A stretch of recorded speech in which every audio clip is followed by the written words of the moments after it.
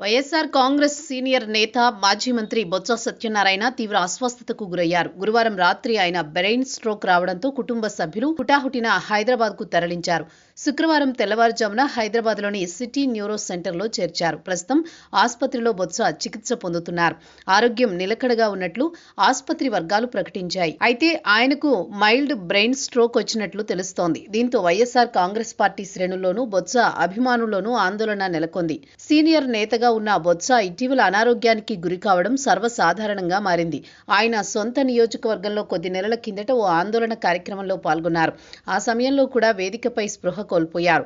వెంటనే పార్టీ నేతలు విజయనగరంలోని ఓ ఆసుపత్రికి తరలించి ప్రాథమిక వైద్యం అందించారు. తర్వాత ఆయన కోలుకున్నారు. ప్రస్తుతం ఆయన వైఎస్ఆర్ కాంగ్రెస్ పార్టీలో సీనియర్గా కొనసాగుతున్నారు. శాసనమండలి వైసీపీ పక్ష నేతగా కూడా ఉన్నారు.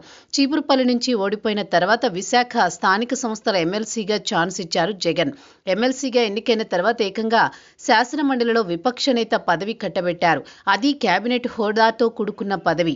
శాసనసభలో వైసీపీ పార్టీకి బలం లేకపోవడంతో ప్రతిపక్ష హోదా దక్కలేదు. కానీ మండలిలో మాత్రం బొత్స నేతృత్వంలో వైసీపీ పార్టీ గట్టిగానే పోరాటం చేస్తోంది. ఒక సాధారణ PACS అధ్యక్షుడిగా రాజకీయ ప్రస్థానాన్ని ప్రారంభించారు బొత్స. 1999లో తొలిసారి బొబ్బిలి పార్లమెంటు స్థానం నుంచి విజయం సాధించారు. 2004లో చీపురుపల్లి అసెంబ్లీ స్థానం నుంచి గెలిచి వైఎస్ రాజశేఖర రెడ్డి కేబినెట్లో కొనసాగారు. 2009లో రెండోసారి గెలిచి మరోసారి మంత్రి పదవి చేపట్టారు.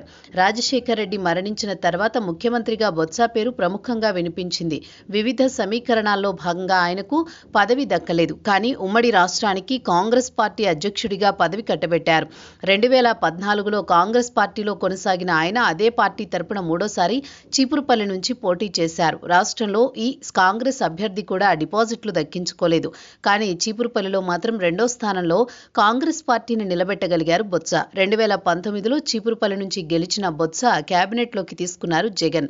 5 ఏళ్ల పాటు మంత్రిగా కొనసాగారు. కానీ మొన్నటి ఎన్నికల్లో బొత్సతో పాటు ఆయన కుటుంబ సభ్యులు కూడా ఓడిపోయారు. ఇప్పుడు జగన్ బొత్స ఫ్యామిలీకి ప్రాధాన్యమిస్తున్న క్రమంలో ఆయన అనారోగ్యానికి గురి కావడం ఆందోళన కలిగిస్తోంది.